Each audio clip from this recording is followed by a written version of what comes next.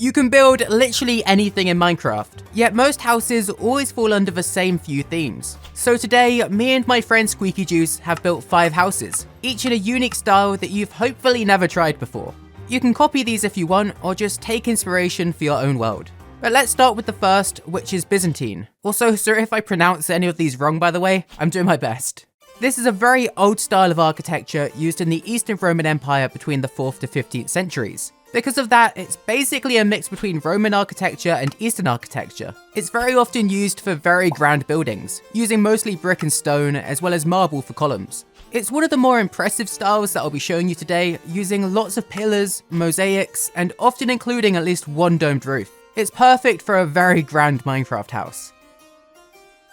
So here's the first house in game, and I really like how this one came together.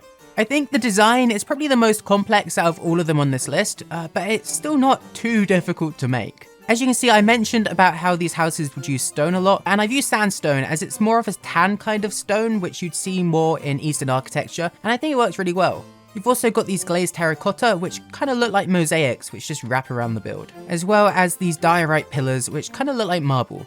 The roof itself is really simple to make, as it's mostly just flat, but the dome bit is probably the most complex. But even then, you could literally just copy this dome onto the roof of any building, and it would look really neat.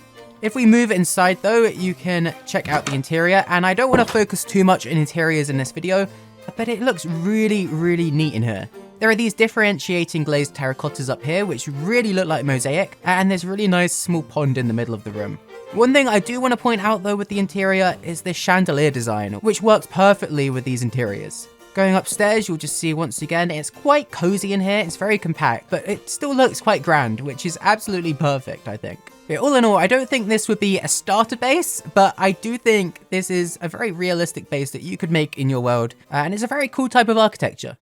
Next up is metabolism. This is a really cool dystopian style that came from Japan in the 60s. The whole idea behind it is that buildings should grow and change over time, sort of like living organisms. And so instead of buildings being one big solid structure, these structures are instead made out of repeating modules, which in real life could be easily removed or swapped out. Visually, it kind of just looks like a bunch of stacked concrete boxes, appearing very, very sci-fi, even though it's actually a pretty old style. Here's the house that we ended up making, and I really, really like this. I know I said that about the last, but this is my second favorite, I'd say, in the video, and the next one is going to be my favorite. But this looks really, really neat. You can see all of these rectangles which just make up the design, and the easiest thing about remaking this is you only have to design one, and then you can kind of just stack them on top of each other. This is definitely a base that I could see anyone making, and you could even make this one as a starter base quite easily. For this one, we just used quartz and concrete, but you could use any blocks that you want really. It doesn't have to be white and modern like this. The thing that makes it metabolism is just the way that it's stacked really. Another thing I like, just to make it slightly more sci-fi and dystopian, is just these really small aerials on the top of the building. They're really simple to make, but I think they really tie it together quite nicely. If we move to the inside, this one's got quite a messy interior, because there's this staircase that goes all the way to the top, and it really takes up room. You could just use a ladder if this was in your survival base, but I think a staircase does look a bit nicer. I did a video recently where I went over a bunch of room ideas that you can include in your house that most don't have, and this was one of them, so I thought I'd throw it in. But if we got the staircase, you can see what I mean about it being really cramped in here. But I think that makes sense, to be fair, with the architecture style. And there's just a bunch of bedrooms in this house. This would be a shared house design. So it's just a bunch of bedrooms, and then there's even more upstairs, but I'm not going to bother going all the way up. But yeah, I definitely think out of every idea I'm going to show you, this is the easiest to replicate. And I really, really love how this one looks. I've never seen this style in Minecraft before, and I think it should be built a lot more. But I end up saying that about pretty much all of these styles. Let's move on to the next though. As I said, this one is probably my favorite out of all of them, and it's called Googie. You've probably seen this style before, as it's featured in a lot of TV programs like The Jetsons. It's a very retro style, most popular from the 1940s to the 70s. It's mostly known for having very large sweeping shapes and bright neon colors. It's one of the most energetic and cartoony architecture styles of all time, mostly being used for drive-thrus like the first ever McDonald's location, as well as houses of course. It was kind of an optimistic look into what people thought the future would look like back in the 40s. If you couldn't tell, I really, really love this style. And here is the Googie house. Googie is such a fun name, by the way, for an architecture style. I love saying it.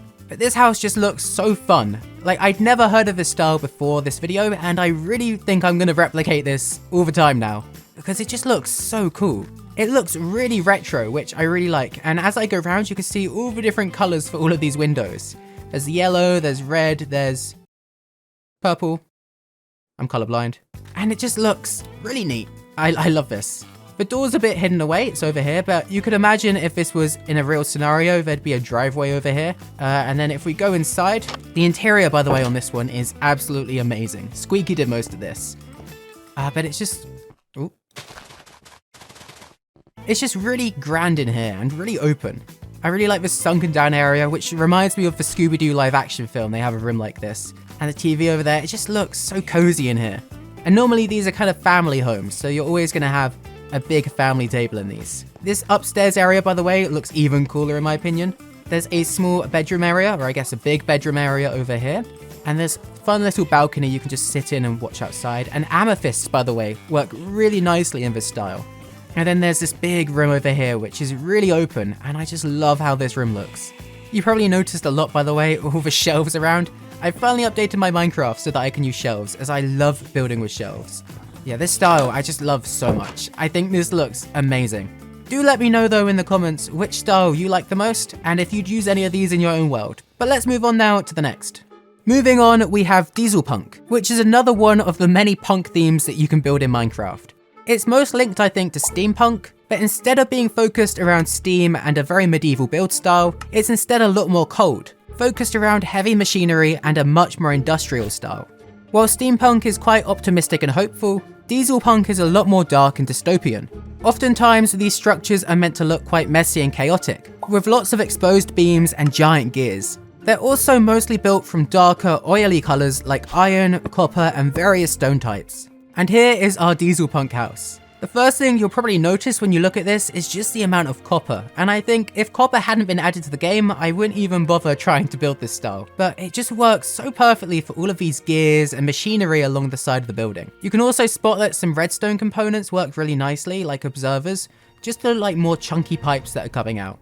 As you can see, this design is kind of similar to a steampunk house in the actual layout and shape of it. However, instead of using lots of wool and wood, it instead uses the wood for the outline, but loads of stone and cold looking blocks. Especially with all the copper on the roof, it just looks really cold and industrial. But moving on to the inside, it's been designed to kind of look like a workshop with all of these bits of redstone and anvils and clocks and just stone cutters. It looks really industrial on the inside. There's even this kitchen over here, which just looks really cool with all of these different utility blocks. I love how this one comes together on the inside. And then if we really quickly go upstairs, just because why not? There's a really small living space up here, and then there's some storage. And then over here, you'll find the bedroom, which has this really cool giant bed design. But yeah, there's not really much more to say about this theme. I think it looks really cool. I'd love to see more people building diesel punk over steampunk, just because steampunk has been built so many times, and it's not too different. But let's move on now to the final house type. Last up is Baroque, and this is probably the most commonly built in Minecraft out of all of these themes, but it's still pretty rare to see. It's a very rich and grand style, originating in Italy in the 16th century. Like Byzantine architecture, it features a lot of domes and very intricate details. If you go to Rome, most of the structures are going to be built in this Baroque style. Now the first thing you might notice with this house is that I'm kind of going against what I said, there's no dome on this one, but I didn't want to make it too similar to the Byzantine house. I really want to show how they can kind of differ in style. Once again though, this one uses a lot of sandstone, and I've used smooth sandstone as well as bone blocks, just to give it a really smooth texture, which is what you'd mostly see. Another thing that works perfectly for this is all the new pale oak. Especially with the shelves, it just complements the build really nicely. A lot of the times you'd see the Baroque style be used for palaces, and you can really tell that with this. This is kind of like a mini shrunk down palace or a manor house. But even with it being such a grand structure, it's really simplistic in the way that it's built. You could definitely make this one as a starter house as well. I think my favorite part of the whole design though is just this big balcony over here. Especially if you had a giant garden out here that you could look onto, it would work really nicely. If we move now to the inside, this was quite a grand interior as well. I really tried to upgrade all the interiors from the last video, so I kept them quite simple last time. But this really gives you a feel for the kind of vibe that you'd have inside of this house. It's really clean looking, with lots of pots and decorations, using this mini version of the chandelier design that I showed you earlier. Upstairs, you can find this wardrobe design, which I showed off in one of my recent videos as well. And there's just loads of doors. There's just loads of rooms to go to, like this bathroom, this bedroom over here. Yeah, it just looks really clean and organized, which I think is perfect. But with that being said, that's 5 different types of houses that you've hopefully never made before. If you enjoyed this video and liked any of these designs, please do consider leaving a like and subscribing. It really mean a lot. And if you have any different building themes that you'd like to see in the future, please do let me know in the comments, as I'd love to do more videos like this. Anyway, thank you for watching. Goodbye.